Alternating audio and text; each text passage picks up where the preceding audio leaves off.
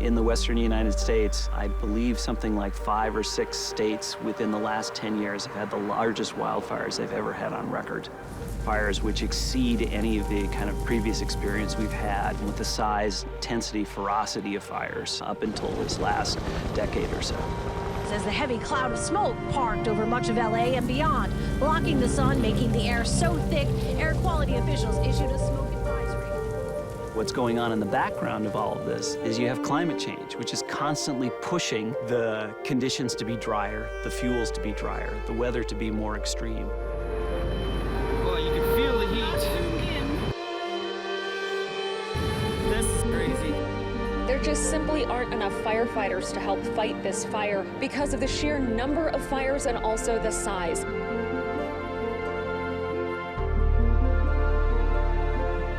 We're seeing large fires in landscapes born and bred of fire now being destroyed by fire.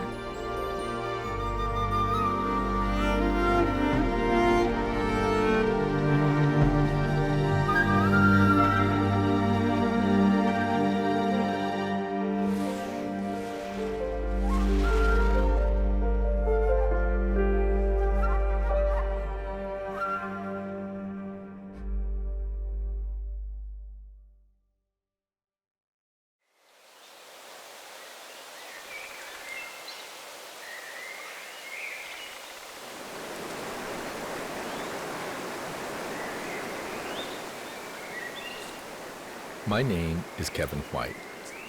Like many Westerners, I grew up loving the outdoors.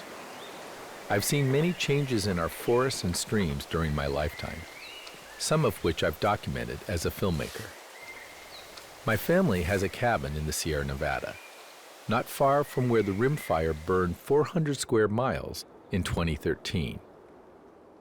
Little did I realize that this would be a harbinger of wildfires to come that would have impacts far beyond the Sierra. That out-of-control wildfire in Yosemite, now one of the biggest in California history. It is roughly the size of Chicago, so big they can see it on the International Space Station.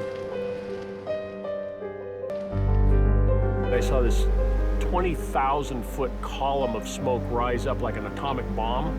At that point, I knew this thing had gone from a bad fire to a catastrophic fire.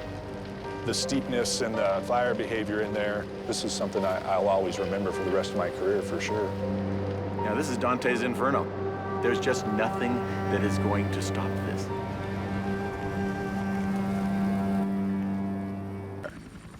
We knew we were dealing with a very unique event when this fire grew roughly 50 to 70,000 acres in a day. I think at one point we probably had close to 5,000 or 6,000 people that were working on this fire. Helicopters and air tankers, hotshot crews, firefighters from all over the nation were here to help us out.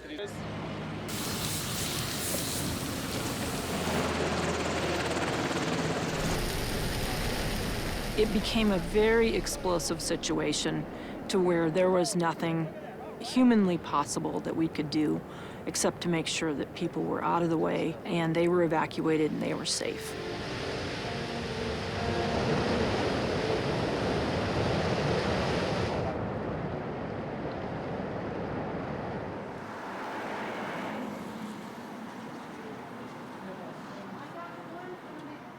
As the fire really got going and it became quite clear that this was going to be more than just another typical wildfire, people got really scared. And I'd say 2/3 just left the hill, and rightfully so.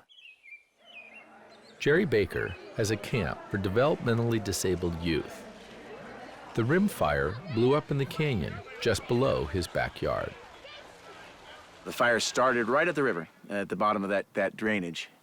And then over the next day, it worked its way to the top of this hill and actually burned all the way right to the peak of Jawbone Ridge. Then the fire broke over at the top of the Tuolumne River. And in 20 minutes, it had completely taken over this hill.